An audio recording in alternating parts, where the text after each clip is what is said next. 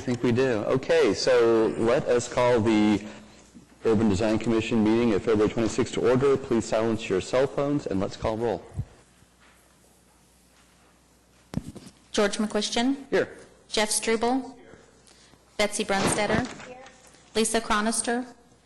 Brian Fitzsimmons. Matt Guillory. Long Nguyen. John Robison. You have a quorum. Okay, the first item is approval of the minutes. I actually have a small question about the minutes under item 6A. This is a detail, but the item 2A, I believe in the application, was landscaping for the front patio addition. And if the front patio was going to be continued, I think we have the outdoor front patio continued and the guardrail and counter for the patio continued. It seems to me that we also intended to continue the landscaping around the patio. Anyway, that was my thought. I don't know if everyone else interpreted it the same way, but I thought the patio and everything related to the patio was what we were continuing. Yeah, that's acceptable. Okay. Yeah. Okay. That was my only issue. Any other questions or comments about the minutes? Then, if there are no objections, we'll consider them approved by unanimous consent and move on to item 6A, 828 Northwest 8th Street. Yes, this is a lot that the Commission has seen on a couple of occasions before, twice just last year. It's gone through a couple of iterations of redesign, and this time it's being proposed by a new architect, new designers. So it basically has the same kind of size and bulk and mass and setbacks and so on and so forth. The materials are all per the guidelines and so on and so forth, with the exception of the one issue about the smooth lap siding, which we've highlighted for you under the issues and considerations, and staff has reviewed the proposed materials and determined that it's a high-quality material and acceptable. It's been used. It's comparable to other materials that have been used in the district before in other houses. So we're prepared to recommend approval to the Commission of this application. Prepared to respond to any questions you may have. Is the lap is like a hardy board type material, or is it? Yeah. Okay. In case you have any questions. Okay. And are there any colors, samples, or material samples, or anything like that we brought? Or yeah, we don't have any colors with this at this time. I did request that of the applicant, but at the time they hadn't selected those at this time, and there are no real guidelines in the district for color, so we don't typically require that unless the applicant happens to volunteer it. Okay. Go ahead. Can I make the comment on this? If it's a permanent color, my understanding is we are supposed to be able to see that and approve it. If it is a painted or applied color, then we don't have to see it. And if that's not in the ordinance, it should be. It's not an item on the checklist. Okay. Well, the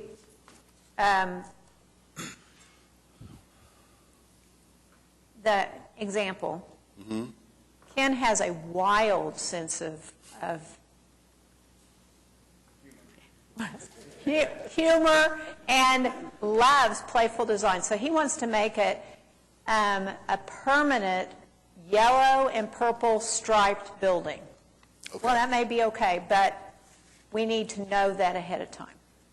Okay. We can bring the color back to you when it's been decided? That's fine. But in this particular case, I think we're talking about two separate issues about permanent versus color on this. The colors on this would be painted on the lap siding. Yeah. The only colors would be the metal panel, and we're looking at either Galvalume or potentially a painted color, but it would be a gray of some sort, either natural Galvalume finish or a painted gray. That's what we're considering.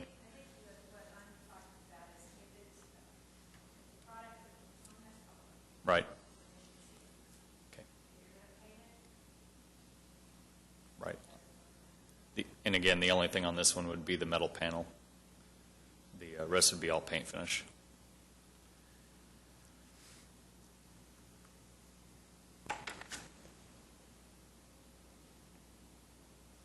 I move for approval.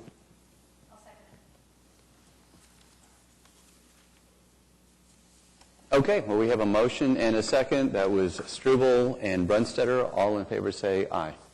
Aye. Thank you. To bring this address back. The fifth time is the charm.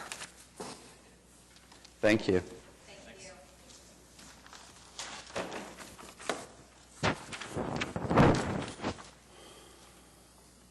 Okay, the other business, item 7A, the ordinance amendment. Yeah, this is a group of some relatively minor changes being proposed to the administrative provisions that apply to the commission.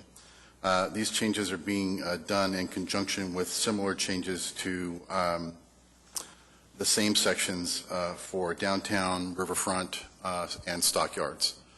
And they will be brought forth together as a comprehensive amendment to the code to the Planning Commission, I believe, in March. I did want to point out to you a few errors and a correction that needs to be made that you should take into consideration as part of your motion before you act on it. The first is that every time you see a number in parentheses after a written out number, that should be deleted, because I'm understanding, or we've been led to understand now that there's rules for the way ordinances are constructed and drafted, and one of the rules is that if the number is less than 10, then you don't need to follow it with a number in parens. So we're proposing that in section A1 that the 4 be deleted, and then the 2 and the 2 and the 1 and the 1 in sections 2, 3, and 4 on the second page would also be deleted.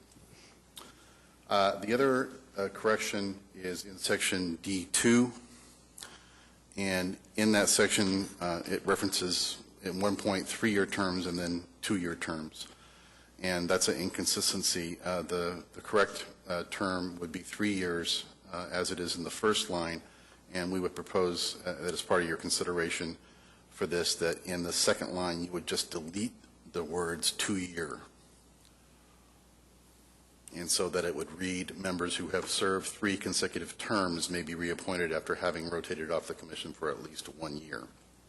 So, Michael, that last part is something that was added, and it creates term limits for these positions. Yes, it does. So I'm not on the committee anymore.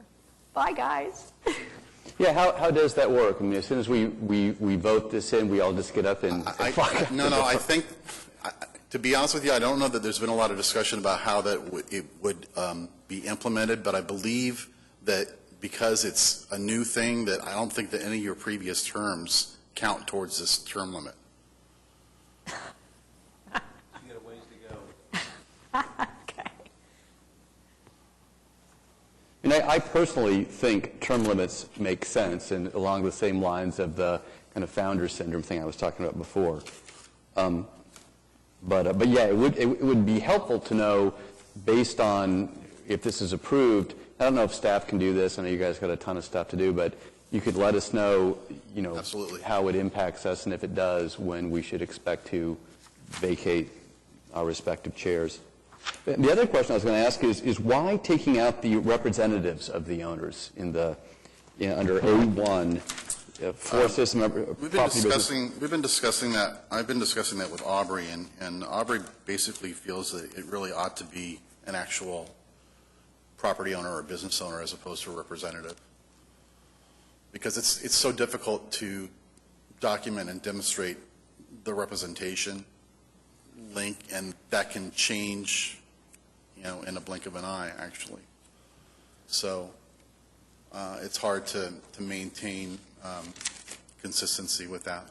My only pushback would be sometimes people who are very invested in a particular area and running and managing their business just don't have time to volunteer for this type of thing, and they would like to have representation perhaps, but they can't do it themselves. And so what we're doing now is we're saying, if you're that person, you don't you can't be on the board, and it has to be someone who somehow has a tie but also has time available. If the commission feels that that's an important provision to retain, you're certainly welcome to make that part of your motion.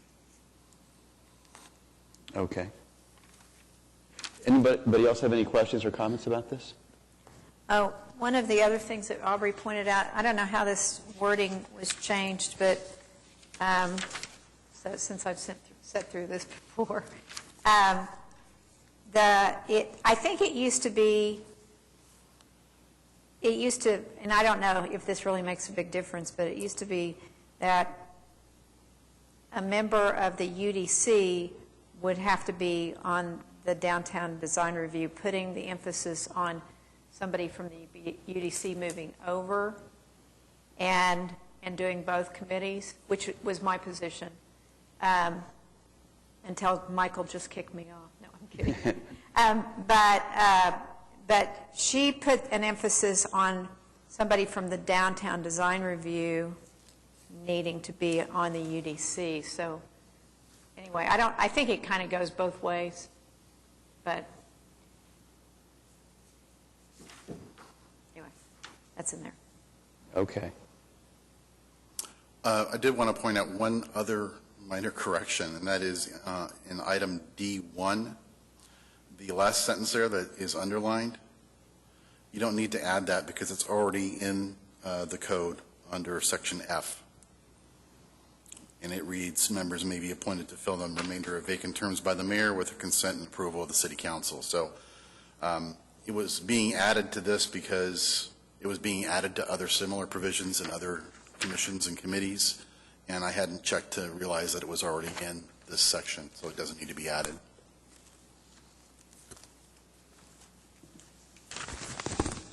Okay. Questions, motions? Move approval You have a motion with the changes. with the changes that Michael Yeah. has mentioned. Okay, that's Brunstetter, Robison. All in favor say aye. Aye. Okay. Carries.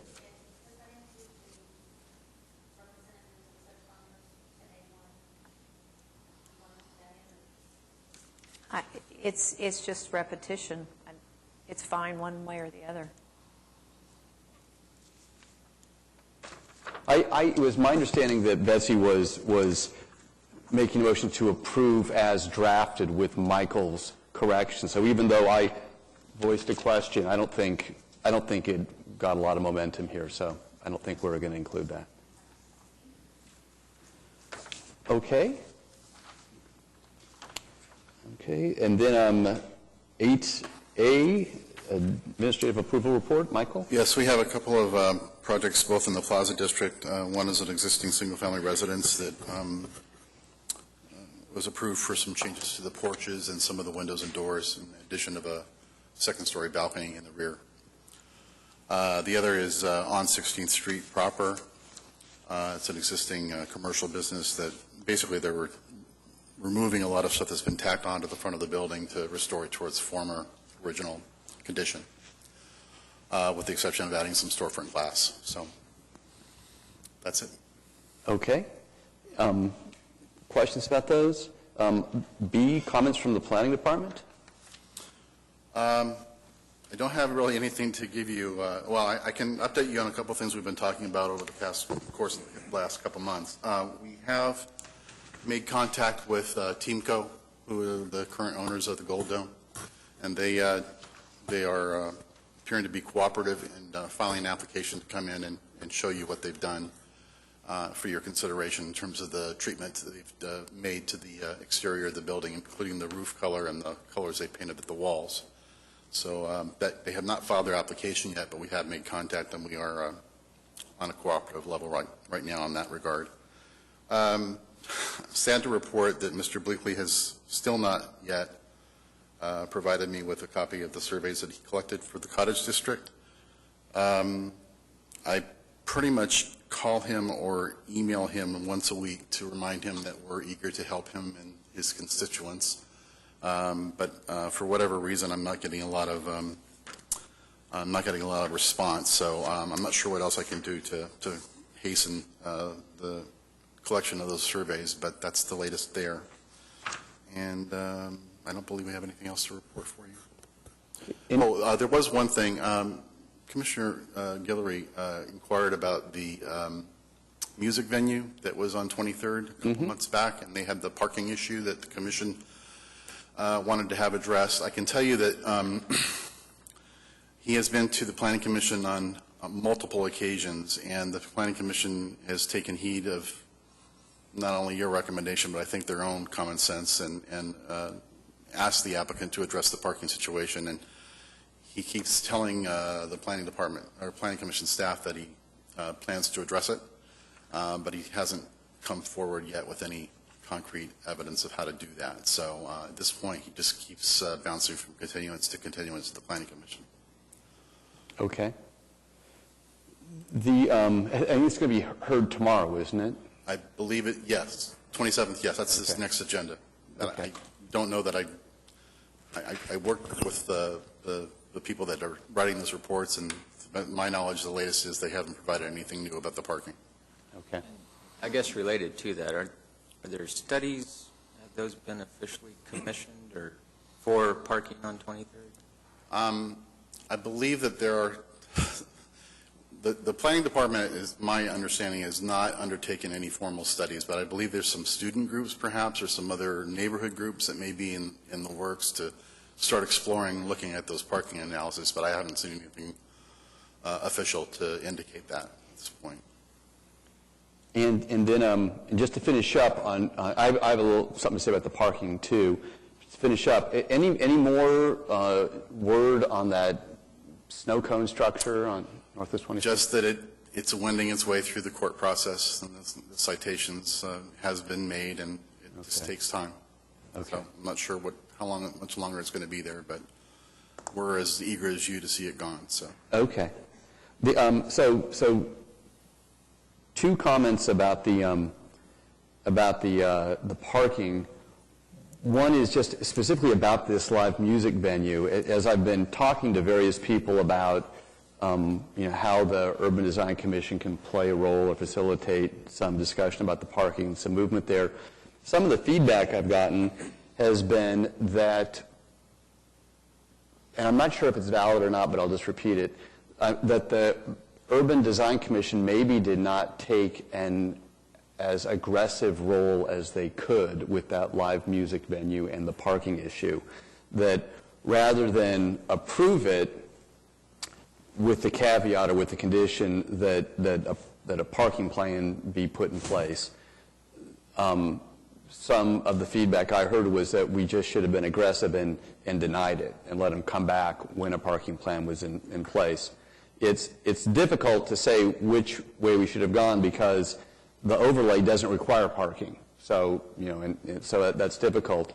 The one subtlety that was pointed out to me is that if this ever does go to district court, what the courts look at is, was it approved or not approved? And it was approved by the UDC, sure, with a condition, but sometimes the subtlety of that condition gets lost in the appeals process. So I don't know if there's a right answer here, but just wanted to relay some of that feedback to you. It is not the approval, or that wasn't really approval, it was a recommendation. Right. Well, yes. So recommending, again, you're exactly right. So to modify what I said, if it were presented to the court, it would be the UDC recommended approval, but it wouldn't. But the subtlety of, the condition would have been lost. And the comment was made to me, just aside from this individual case, if you're thinking about how appeals might play out, that might impact how you decide to rule on something, whether you approve it or recommend approval with a condition, or whether you deny it and say, we're going to deny this once you have, for example, the parking plan in place, reapply, and we'll take a look at it. Well, do we need to take another action then on it? I don't think so. No, I think it's moving. I think it's been continued a couple times at the Planning Commission. We'll see how it goes tomorrow. I think everyone seems to be, from what I just stuff I've read on the web and the public documents, and like what we heard here, there's a lot of neighborhood opposition against it, and the closest thing to a parking plan that I think I saw on the internet was that the owners had gone through and looked at all the available street parking and commercial parking lots owned by others and just counted those spots and said people could conceivably park in these places. I don't know if that will pass muster with the Planning Commission or not. On a related note, and potentially more important for us, I think Matt and John were talking about we should try to get ahead of this issue on 23rd. We have these parking issues that are coming up, not just with the live venue, but with smaller bars and restaurants who don't have dedicated parking, and what are we going to do? And the feedback, I think, from staff was they don't really have the resources to do much unless they have a directive from council, so maybe we should ask council to, if they could look into it. And at the end of last meeting, I was going to follow up with some people, and as I started to think about it, I thought, the people we probably shouldn't be approaching immediately, not city council, but should be the planning commission. So what I did is I spoke with Janice Powers, who's Ward 2, and as you'll remember, Northwest 23rd is the lower boundary of Ward 2 and the upper boundary of Ward 6. So I spoke with Janice about it and about what she thought, and then spoke to John Yokel, who's the chair of the planning department, and then followed up with Bob Bright, who's the Ward 6 planning commissioner, and also Rob Littlefield, who's the traffic commissioner of Ward 2, recommended by Janice Powers. And basically what the consensus was among all these conversations is what we should try to do is get, and kind of like we talked about here, get everybody in a room, get a couple people or a few people from the UDC, get Janice from Ward 2, John, the chair, and Bob Bright from Ward 6 from the Planning Commission, someone potentially from the Traffic Commission, the Uptown 23rd Merchants Group, and then go through and look at the historic and organized neighborhoods north and south of Northwest 23rd, and I have a list of those from Neighborhood Alliance, and try to get everybody in a room and say what are the issues. And John Yokel had some good advice, which was we shouldn't, as planners or people working with the planning group, come in and tell them what their problems are. We should ask them to tell us and have the neighborhoods voice some of those concerns, have the businesses reply. Maybe a solution or two will present itself, but that would be a good place to start. And once we kind of have the problem set codified and agreed upon by everybody and can look at some potential solutions, at that point, then we can go to council or to the planning staff and say, here's the kind of quantitative information we need, or here's the kind of particular study we need done, and we'll have more buy-in among the neighborhoods and all. So so that's the way I'm pursuing now. I just wanted to float that by you all to make sure that that still sounds good, and get any comments or suggestions about that. I don't think I was here for that meeting. So Right. I'm a little confused, because are we going to ask to increase the parking requirement for 23rd Street? We're not, at this point, we don't have a specific goal. We don't have a specific goal to change the overlay district, to do this or do that. But what happened was, Betsy, is that we had this live venue come through.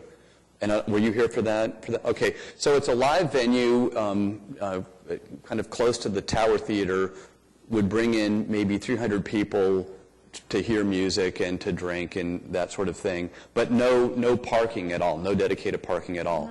And so a lot of the local residents came in and wrote letters from Heritage Hills and Jeff Park and Mesta saying, we don't like it. People are going to be parking on our streets, and it's going to be a nuisance, and we don't want that to happen.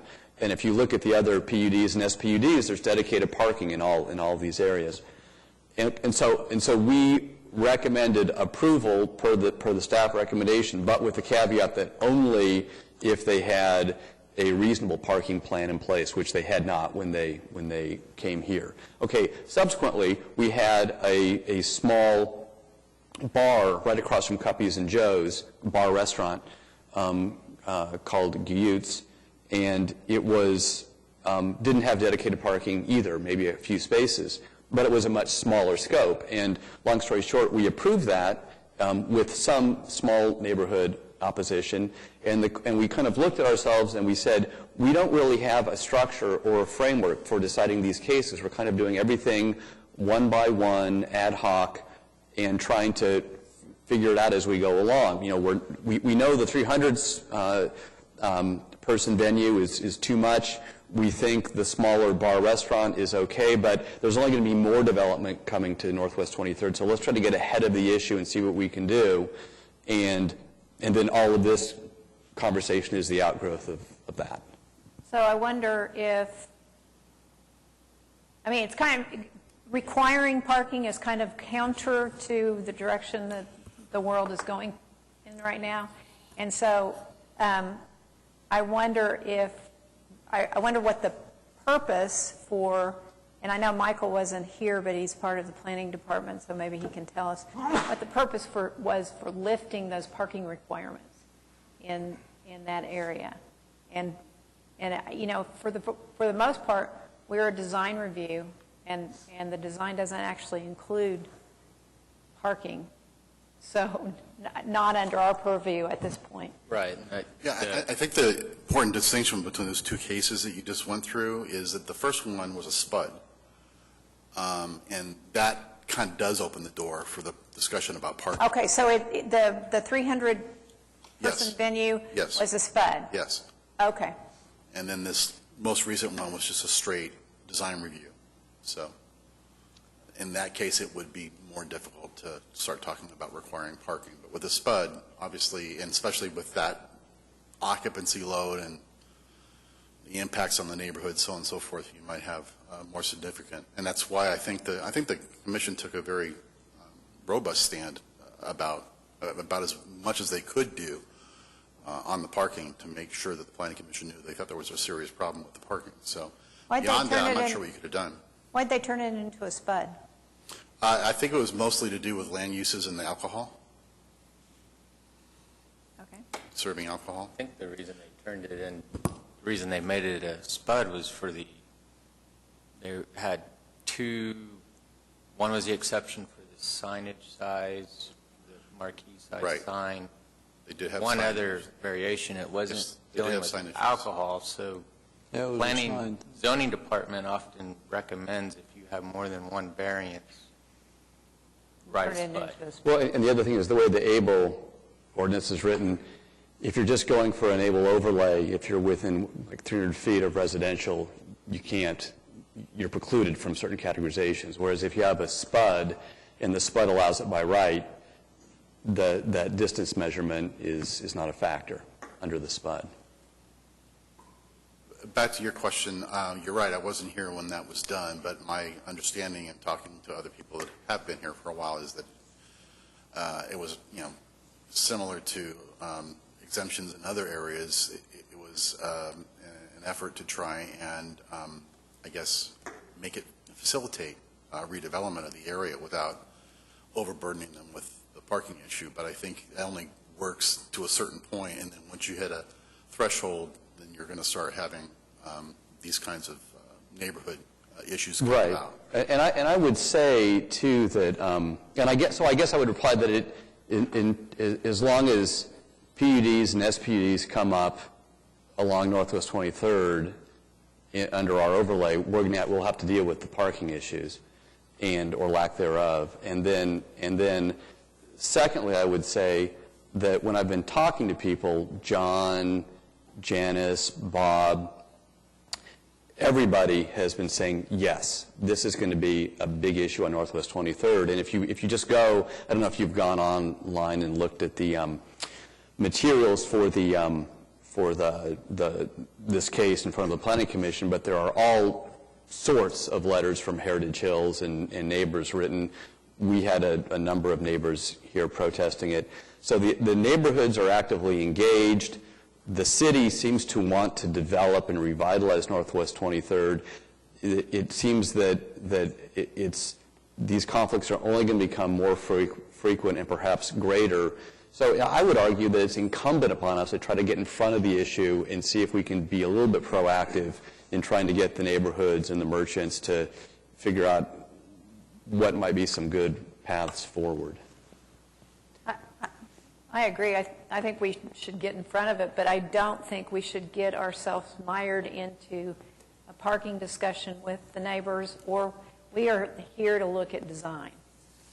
And I've seen committees get overwhelmed with a fence design when somebody is doing an addition to a house. I mean, it's just, what's really the important mission of the committee? Is it to look at parking, Well, or is it to look at the design? in some of the earlier studies on 23rd Street, the parking issue did come up, and the solution that there wasn't very much you could do, but the solution is to encourage rear entries that were,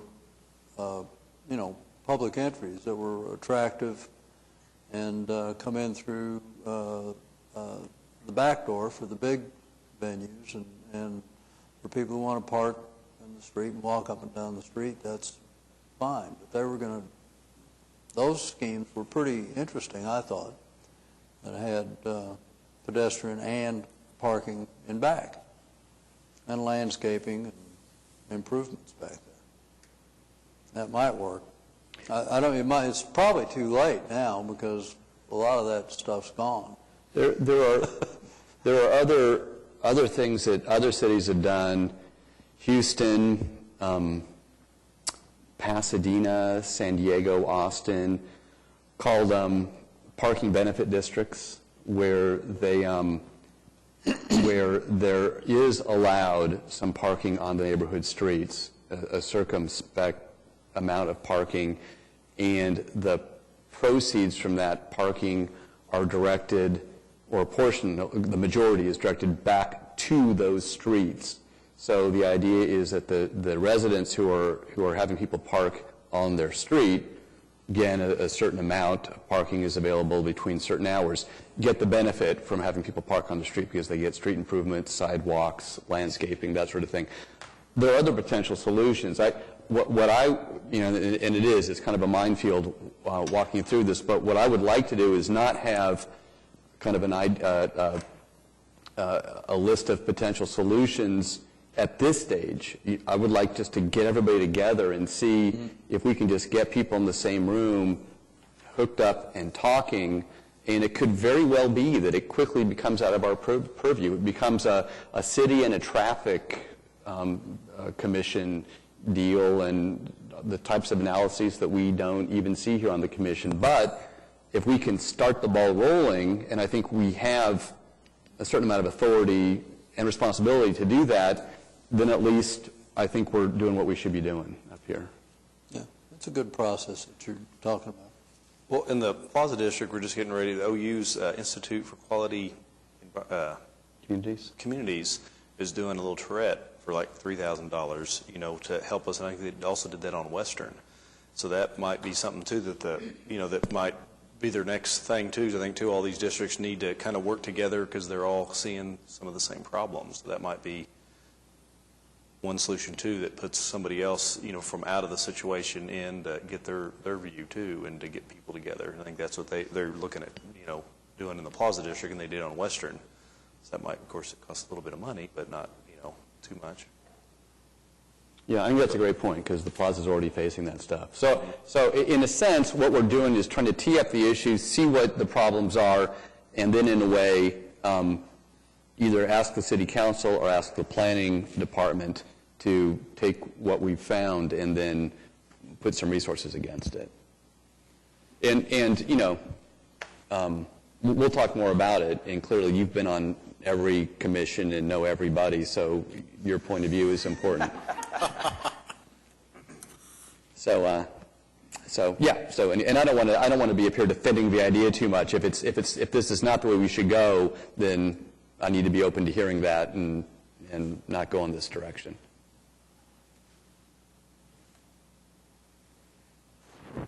Okay.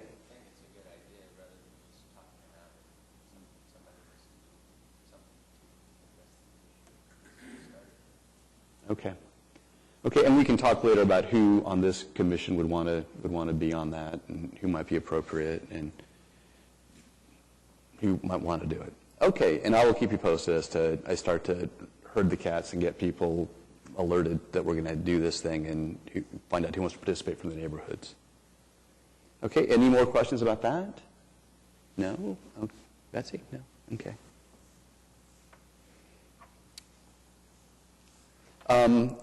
Okay, any other comments in general? No? Okay, we see our next meeting date on the agenda. If there are no objections, we will be adjourned by unanimous consent. Okay, thank you.